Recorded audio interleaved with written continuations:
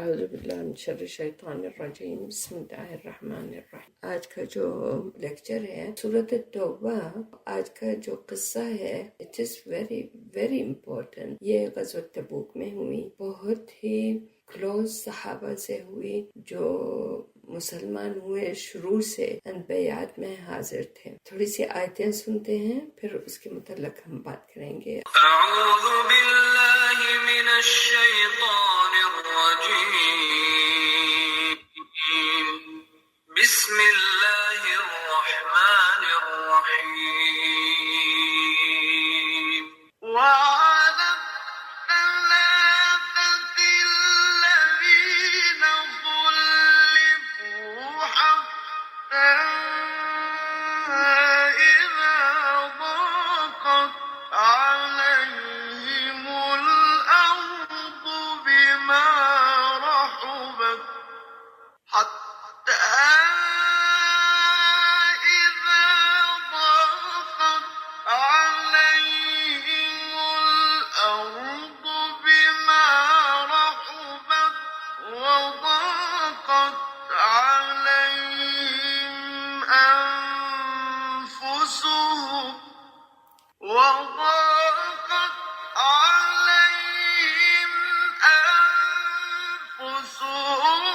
وظنوا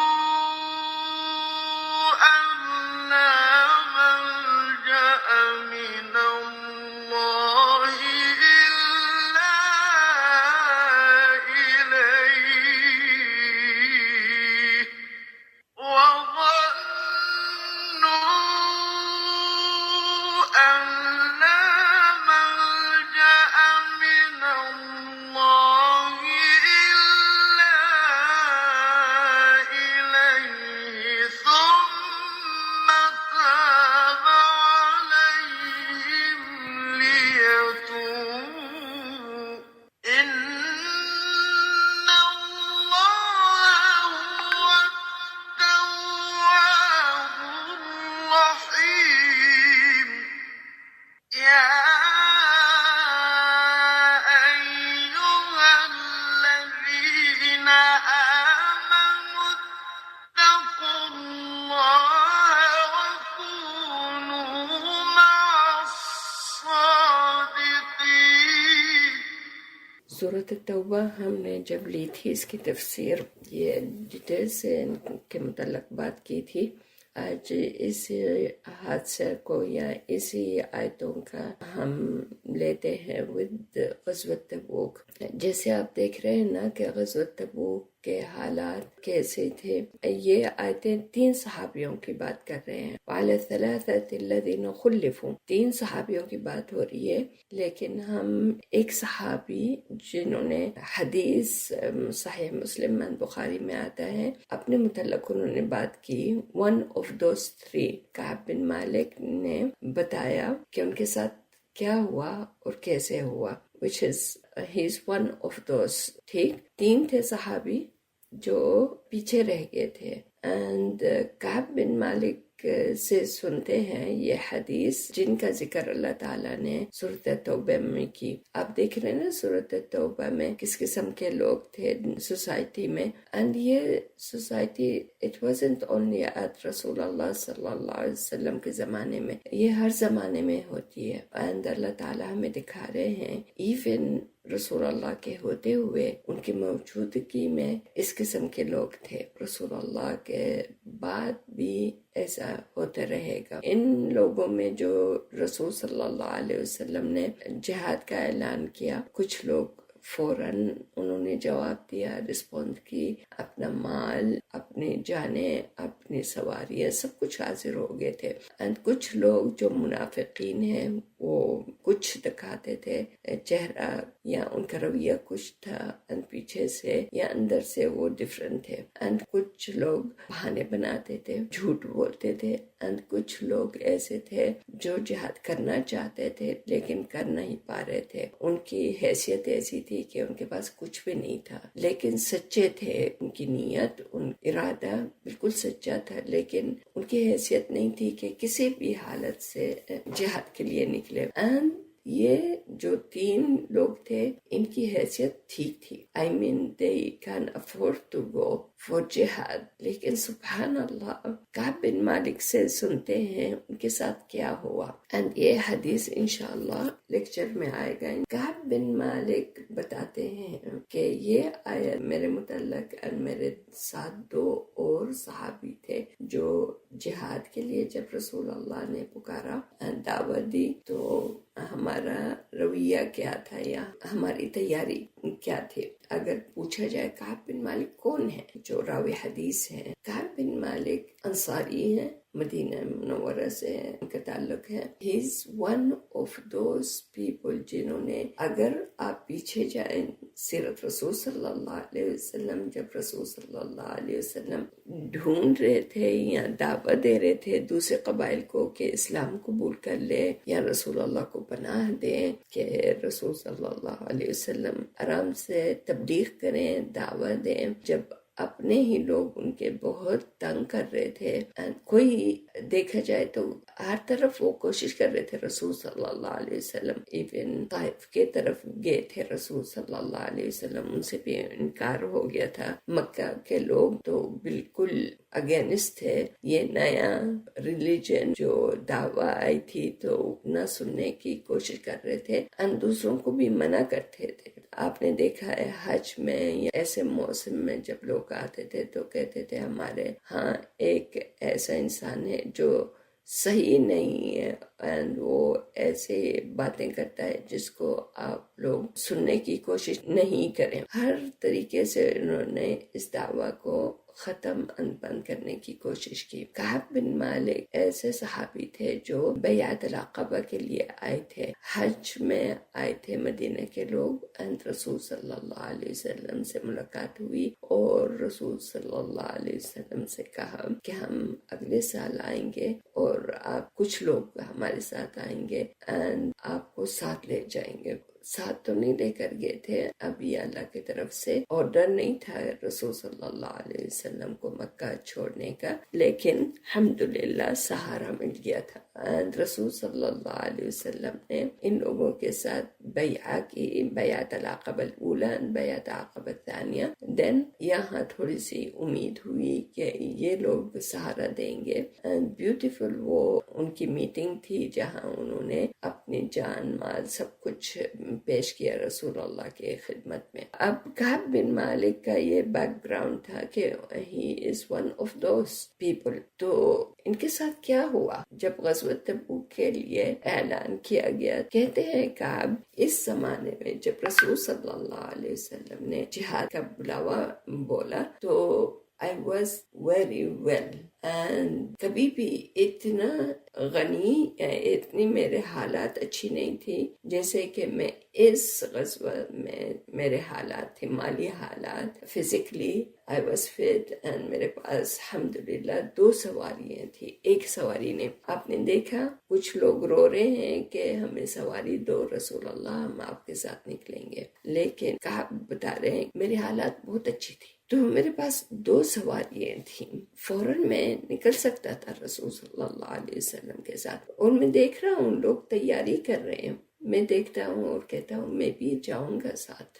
سبحان اللہ, آج کچھ بھی نہیں میں نے کیا کہ کل انشاءاللہ کر لوں گا. کل بھی میں دیکھ رہا ہوں کوئی اپنے ویپنز تیار کر رہا ہے, کوئی اپنا سامان تیار کر رہا ہے, کوئی سواریاں تیار کر رہا ہے. میں کہتا ہوں میرے پاس ہے, میں کر لوں گا. اسی طرح ان کے دن گزرتے رہے. وہ خود ان کے الفاظ ہے, رسول اللہ کا لشکر تیار ہو گیا اور میں کہہ رہا میں بھی ان کے ساتھ چلوں گا. لشکر نے مدینہ چھوڑا اور تبوک کی طرف ان کا سفر شروع ہو گیا. اور میں دیکھ رہا ہوں, کہہ رہا ہوں چلیں ابھی میں نکلتا ہوں انہی کے ساتھ. یہ صبح سے نکلا, شام ہو گئی اور میں بس پھر رہا ہوں اور کہہ رہا ہوں ہاں میں ضرور جاؤں گا. نظروں سے دور ہو گئے رسول صلی اللہ علیہ وسلم, کہتے ہیں چلیں کل تک انشاءاللہ میں ان کا مل جاؤں گا, کل میں ضرور نکلوں گا اور ان کے ساتھ اس لشکر کے ساتھ میری ملاقات ہو جائے. ایک دن گزرا, 2 دن گزرا, کہتے ہیں تیسرے دن مجھے احساس ہوا میں نے کیا کیا, وہ تو چلے گئے ہیں اور میں کل ہو جائے گا، کر لوں گا، ایسی باتیں کرتے کرتے نکل گئے رسول اللہ لوگوں کے ساتھ اور میں پیچھے رہ گیا۔ ایک دم مجھے ہوش آئی اور میں دیکھتا ہوں مدینے کے گلیوں میں چلتا ہوں تو دیکھتا ہوں کوئی بھی نہیں ہے۔ کون ہے مدینے کے گلیوں میں؟ مدینے کے گلیوں میں وہی لوگ ہیں جو کہ بیمار یا اندھے یا لنگڑے یا ضعیف یا منافقین، اچھے بھلے ہیں لیکن جھوٹ بولا انہوں نے رسول صلی اللہ علیہ وسلم سے، and they are well known کہ یہ منافق ہو سکتا ہے۔ تو مجھے بہت دکھ ہوا کہ یہ میں نے کیا کیا، میں گلیوں میں پھرتا رہتا تھا، کیا کروں، چلے جاؤں، لیکن دور ہو گئے رسول صلی اللہ علیہ وسلم، سبھی لوگ چلے گئے ہیں اور میں پیچھے رہ گیا، اتنا پریشان۔ یہ کعب بن مالک کی حالت تھی مدینے میں۔ رسول صلی اللہ علیہ وسلم دوران سفر آفٹر فیو ڈیز اپنے خیمہ میں یعنی ریسٹ کر رہے ہیں، یا تھوڑا سا انہوں نے سفر کے دوران ریسٹ کیا، اور پوچھتے ہیں کعب کہاں ہے؟ سبحان اللہ، قائد لیڈر کو پتہ ہونا چاہیے اپنے افراد کا، اپنے لوگوں کا، ان کے متعلق، کیونکہ کعب کبھی پیچھے نہیں رہے۔ کعب ہر جنگ میں رسول صلی اللہ علیہ وسلم کے ساتھ رہے۔ خود ہی ان کے الفاظ ہیں کعب کے کہ سوا غزوت بدر، آپ کو تو پتہ ہے نا کہ غزوت بدر میں رسول صلی اللہ علیہ وسلم کا کوئی ارادہ نہیں تھا جنگ کا، لیکن جب ان کو پتہ چلا قریش کا قافلہ نکلا ہوا ہے، تجارت کا قافلہ، تو انہوں نے ڈیسائیڈ کیا تو اٹیک دیم، کیونکہ یہ مال لوگوں کا مال تھا، مہاجرین کا مال تھا۔ رسول اللہ صلی اللہ علیہ وسلم نے ڈیسائیڈ کیا تھا، فوراً جو بھی لوگ تھے انہی کے ساتھ نکل کر انہوں نے کوشش کی اس قافلے کو روکنے کے لیے، مہاجرین کا مال جو تھا واپس کرنے کے لیے۔ ارادہ نہیں تھا جنگ کا، لیکن یہ تو کھلے عام رسول اللہ نے کہا تھا۔ یہی فرما رہے ہیں کعب بن مالک کے اس جنگ کا تو ہمیں نہیں پتا تھا کہ جنگ ہوگی، میں نہیں اس میں شریک ہوا تھا، کسی نے گلا نہیں کیا، لیکن یہ جنگ تو جیسے سورۃ توبہ کا نام ہے المشقشقہ الفاضحہ، ہر ایک کے چہرے سے پردہ ہٹ گیا تھا، یہ کون ہے، کیسا ہے، اس کا اخلاق کیا ہے، اس کا رویہ کیا ہے، اس کا کریکٹر کیا ہے، کون سے گروپ میں سے ہے، صحابہ کے گروپ میں یا منافقین یا جھوٹے لوگوں میں سے کون ہے؟ تو وہ کہتا ہے میرا تو اس طرح لوگوں کے سامنے سب بھی دنیا کو پتہ چل گیا تھا، میں پیچھے رہ گیا ہوں اور میرے پاس کوئی بہانہ نہیں تھا۔ وہاں کعب بن مالک کے متعلق رسول صلی اللہ علیہ وسلم نے پوچھا کعب کہاں ہے؟ تو ایک انسان اٹھتا ہے اور کہتا ہے کعب کے متعلق پوچھ رہے ہیں، وہ پیچھے رہ گیا ہے کیونکہ اس کو اپنی تجارت کی فکر ہے۔ تو معاذ بن جبل اٹھتے ہیں اور کہتے ہیں نہیں، تم صحیح نہیں بول رہے، رسول اللہ کعب کو آنا تھا، وہ اپنی تجارت کے متعلق نہیں، he doesn't care، نہ ان کو تجارت میں بزی تھا نہ کچھ، اس کو آنا تھا، وہ آئے گا۔ سبحان اللہ، اتنا دور میرا بھائی ہے لیکن کوئی جانتا ہے کہ نہیں جانتا، اس تک پہنچے کی بات کہ نہیں، فوراً اس نے کیسے اپنے بھائی کا ساتھ دیا اور کہا نہیں یہ صحیح نہیں بول رہا۔ سبحان اللہ۔ اینی ہاؤ کعب کے متعلق دیکھتے ہیں، کہتا ہے میں اسی طرح غم میں رہا، مجھے کچھ سمجھ میں نہیں آ رہا تھا میں کیا کروں۔ پھر جب پتہ چلا کہ وہ رسول صلی اللہ علیہ وسلم واپس آ رہے ہیں تو اور میں پریشان ہو گیا کہ رسول اللہ صلی اللہ علیہ وسلم سے کیا میں کہوں گا، کون سا بہانہ دوں گا، اور مجھے نہ رات کو نیند آ رہی تھی نہ دن کو، مجھے سمجھ میں نہیں آ رہا تھا میں نے کیا کیا، کیوں کیا، and رسول اللہ صلی اللہ علیہ وسلم سے کیسے ملاقات کروں گا، کیا کہوں گا۔ and رسول اللہ کے شاعر تھے کعب بن مالک صلی اللہ علیہ وسلم، جیسے حسان بن ثابت رسول اللہ کے شاعر تھے، کعب بھی شاعر تھا، یعنی اس کا مطلب ان کی language, the way he talk، بیان کرنا بہت اچھا ان کو آتا تھا، کوئی بھی بہانہ بنا سکتے تھے۔ رسول اللہ پہنچتے ہیں جیسے رسول اللہ کا شیوہ تھا طریقہ، مدینے پہنچتے ہیں، سب سے پہلے مسجد جاتے ہیں، 2 رکعت نماز پڑھتے ہیں۔ and by the way this is سننا، آپ بھی کسی بھی سفر سے واپس آئیں، اپنے گھر پہنچے، اب اگر بائی دا روڈ آ رہے ہیں تو سب سے پہلے مسجد جو آپ کو ملتی ہے اپنے شہر پہنچنے تک، سب سے پہلے اس مسجد میں 2 رکعت نماز انسان پڑھتا ہے کہ سفر کی واپسی خیر و عافیت سے ہوئی ہے الحمدللہ۔ تو اسی طرح رسول صلی اللہ علیہ وسلم کی سنت قائم کریں، اگر مسجد میں نہیں رکے تو اپنے گھر پہنچنے تک آپ فوراً 2 رکعت نماز پڑھیں، جیسے کہ سفر آپ کا شروع ہونے سے پہلے، گھر چھوڑنے سے پہلے 2 رکعت نماز پڑھیں۔ This is the last you do before you leave for سفر، یہ سنت ہے رسول صلی اللہ علیہ وسلم کی۔ واپسی پر بھی 2 رکعت نماز پڑھیں، بیوٹیفل سنت، we should apply it۔ نیت کریں، انشاءاللہ اللہ تعالیٰ ہمت دیں گے، یاد دلائیں گے آپ کو۔ پھر رسول اللہ پہنچتے ہیں and لوگ آتے ہیں ہر طرف سے سلام کرنے کے لیے، رسول صلی اللہ علیہ وسلم سے ملاقات کرنے کے لیے۔ جو منافقین تھے وہ دیکھنے کے لیے کہ رسول اللہ صلی اللہ علیہ وسلم، ہمارے متعلق تو کوئی آیت نازل نہیں ہوئی، رسول اللہ نے پہچان لیا ہم منافقین ہیں، دوسرے جو جھوٹے تھے، ہر قسم کے لوگ آئے تھے۔ رسول اللہ سبھی سے ملاقات ہو رہی تھی، سبھی کے سن رہے تھے۔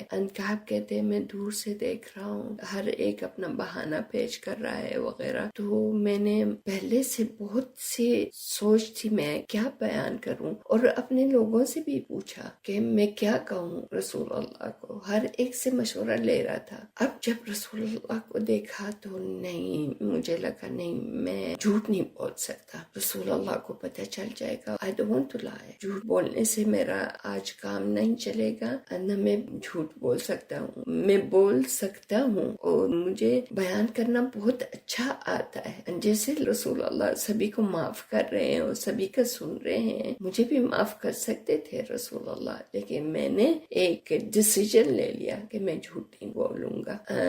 لوگ جب سبھی نے اپنا بہانہ بتایا وغیرہ اور رسول اللہ معاف کرتے گئے، اس کو ایکسکیوز دیا، اس کو ایکسکیوز دیا وغیرہ، دھیرے دھیرے کوئی بھی نہیں رہا تو مجھے دیکھا رسول اللہ صلی اللہ علیہ وسلم، میری طرف دیکھا اور کہا کعب تم کہاں تھے؟ رسول اللہ صلی اللہ علیہ وسلم کے سامنے کعب نے کہا رسول اللہ آپ کو تو پتا ہے میں بہت اچھا بیان کر سکتا ہوں، میں آپ کو کچھ بھی بہانہ کر کے بتا دوں گا، لیکن میں نے آج ایک ڈیسیژن لیا ہے کہ میں صرف سچ ہی بولوں گا۔ تو رسول اللہ میرے پاس کوئی بہانہ نہیں ہے، میں بہت اچھی حالت میں تھا، I don't know کیوں میں نے آپ کا ساتھ نہیں دیا اور آپ کے ساتھ نہیں نکلا۔ رسول اللہ صلی اللہ علیہ وسلم نے کہا ٹھیک ہے تو تم اپنے گھر چلے جاؤ، کوئی بھی نہیں تمہارے ساتھ بات کرے گا یا کوئی رابطہ قائم کرے گا، جسٹ یہاں سے چلے جاؤ۔ کہتے ہیں کہا میں وہاں سے نکلا اور میں اتنا دکھی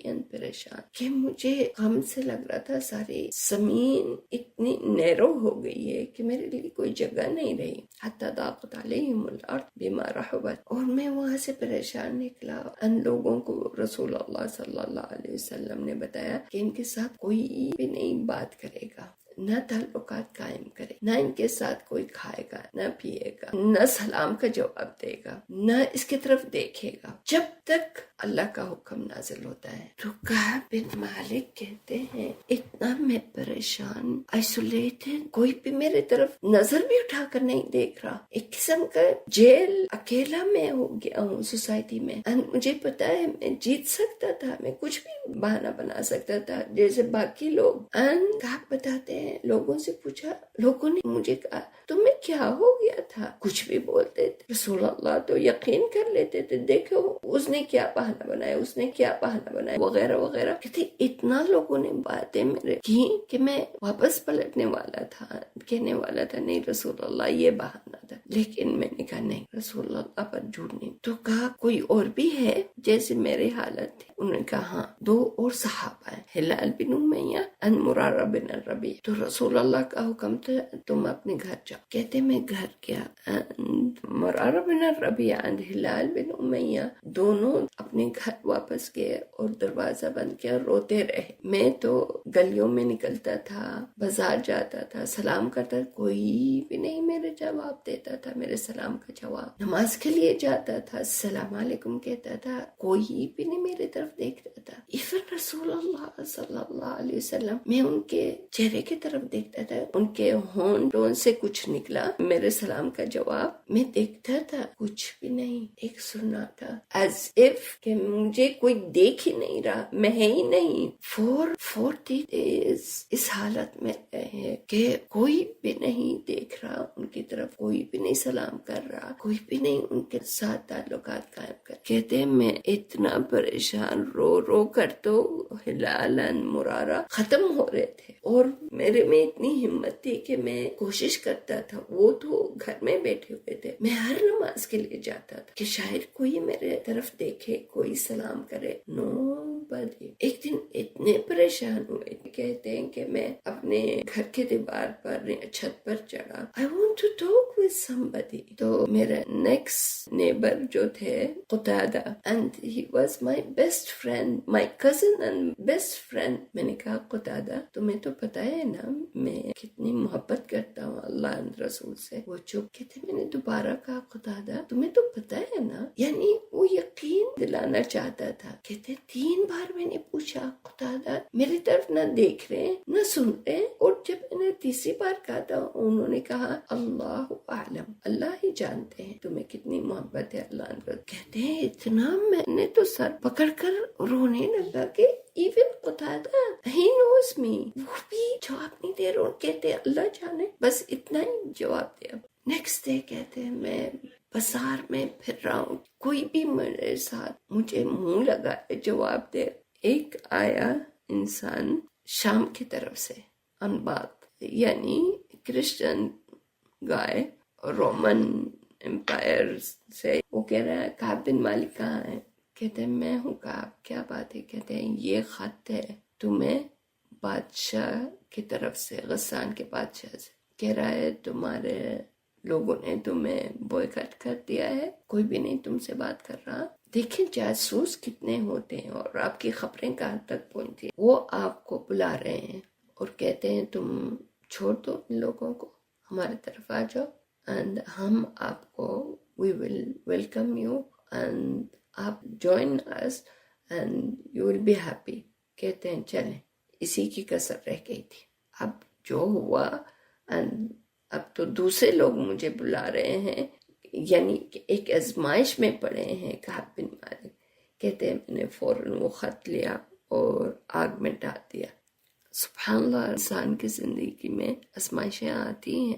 ایک دن کہہ رہے ہیں کہ میں نماز کے بعد اپنے گھر میں چھت کے اوپر بیٹھا ہوا تھا, آرڈر آیا کہ رسول اللہ تمہیں بلا رہے ہیں. اٹھاتے ہیں, کہتے جی رسول اللہ. کہتے ہیں تمہارے do not come close to your wife. کہتے ہیں کیسے, یعنی میں اس کو طلاق دے دوں؟ کہتے ہیں نہیں, لیکن ان سے بھی بات نہیں کرو. اللہ اکبر. تو کہتے ہیں میں واپس آتا ہوں اور اپنی بیوی سے کہتا ہوں کہ تم اپنا سامان لو اور اپنے ماں باپ کے گھر چلے جاؤ. وہ بھی چلی جاتی ہے.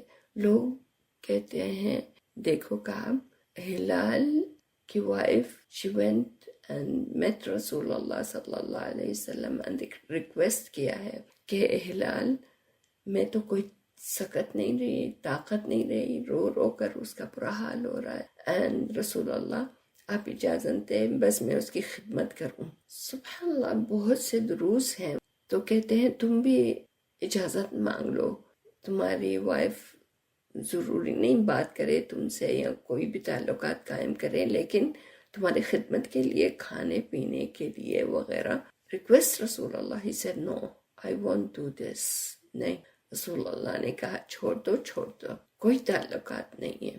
تو کہتے ہیں وہ بھی چلے گئی. میں بس دن رات میرا یہی ہے, استغفار پڑھ رہا ہوں, رو رہا ہوں, کوشش کر رہا ہوں, یہی انتظار کر رہا ہوں کہ رسول اللہ کو حکم ہو اللہ کی طرف سے about us تو یہ مصیبت بھی ختم ہو جائے. مجھے تو پتہ ہی نہیں لگ رہا تھا کیا ہوگا. جیسے یہ آیت میں آتا ہے, ان کو لگ رہا تھا زمین بھی اتنی تنگ ہو گئی ہے میرے لیے, کوئی جگہ ہی نہیں ہے اس زمین میں. خود وہ اپنے آپ سے تنگ آ گیا تھا, یہ میں نے کیا کیا. رسول اللہ میرے سے ناراض ہیں. For how long? کوئی میرے ساتھ بات بھی نہیں کر رہا. after 50 days کہتے ہیں میں فجر سے پہلے نماز پڑھ رہا ہوں اپنے گھر کے چھت پر، اتنا پریشان، دور سے آواز آتی ہے، کعب خوشخبری ہے تمہارے لیے، خوشخبری ہے. کہتے فوراً میں سجود میں گیا، سجود شکر الحمدللہ میرے متعلق کچھ خبر ہے، اللہ تعالیٰ نے مجھے معاف کر دیا ہے، ضرور کوئی خبر ہے. کہتے فوراً میں نے سجود کیا، دور سے اور بھی لوگ پکار رہے ہیں، کعب خوشخبری ہے تمہیں، اللہ تعالیٰ نے معاف کر دیا. کہتے ہیں میں خوشی سے آوازیں آ رہی ہیں، ایک بھاگا ہوا آ رہا ہے اپنی سواری پر اور ایک چلا رہا ہے پہاڑوں کے اوپر سے. دیکھیں سبحان اللہ، مسلمان ایک ہیں، کسی کو دکھ ہوتا ہے دوسرے کو دکھ ہونا چاہیے. جب حکم ہوا بات نہیں کرنی، حکم پر چلنا ہے. We have to obey رسول صلی اللہ علیہ وسلم. جب رسول اللہ نے اجازت دی کہ رسول اللہ ہم کو خوشخبری پہنچا دیں گا آپ کو، انہوں نے کہا جی ہاں پہنچا دو. بھاگتے ہوئے ہر طرف سے آئے، ایک بندہ پریشان ہے آپ کی سوسائٹی میں، آپ کو پریشان ہونا چاہیے. کہتے ہیں وہ جب پہنچا سواری، اتنا میرا حال تھا کہ خوشی سے کہ میرے پاس جو میں نے پہنا ہوا تھا لباس اتار کر میں نے اس کو دے دیا ایز اے گفٹ، تم نے ایک خوشخبری سنائی ہے یہ لو. میرے پاس دوسرا کوئی لباس نہیں تھا. I have to borrow from somebody کہ مجھے کچھ دے دو، میں پہن کر جاتا ہوں مسجد. کہتے ہیں میں پہنچا فجر سے پہلے، لوگ خوشی سے سبھی بیٹھے ہوئے ہیں، ان رسول اللہ صلی اللہ علیہ وسلم کا چہرہ چاند کی طرح، فل مون کی طرح صلی اللہ علیہ وسلم. فرماتے ہیں کہا کہ جب رسول اللہ خوش ہوتے تھے نا تو ان کے چہرے سے نظر آتا تھا، ان کا چہرہ ایک دم چاند کی طرح منور ہو جاتا تھا.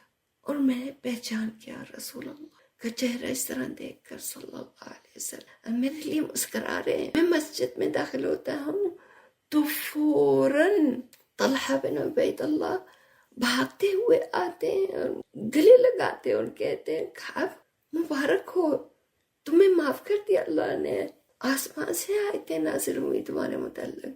کہتے ہیں I won't forget this hug of Talha. کوئی بھی نہیں اپنی جگہ سے ہلا تھا، صرف طلحہ آیا اور گلے لگایا. طلحہ کی یہ حرکت یا گلے لگانا، کہتے ہیں I won't forget this forever, never. Do you remember کسی نے کچھ ایسا کیا تھا جو سیدہ عائشہ فرماتی کبھی نہیں میں بھولوں گی اس عورت کو. Do you remember؟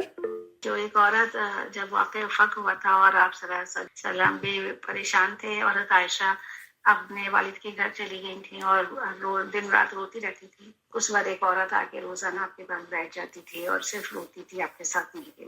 جی بالکل، کہتے ہیں نا سیدہ عائشہ کبھی نہیں میں بھولوں گی اس عورت کو جو کچھ بھی نہیں کہتی تھی، بس آ کر میرے پریشانی میں پریشان تھی، اس کے پاس کوئی بات نہیں تھی کرنے والی، بس آ کر بیٹھ جاتی تھی اور روتی تھی، میرے رونے سے روتی تھی.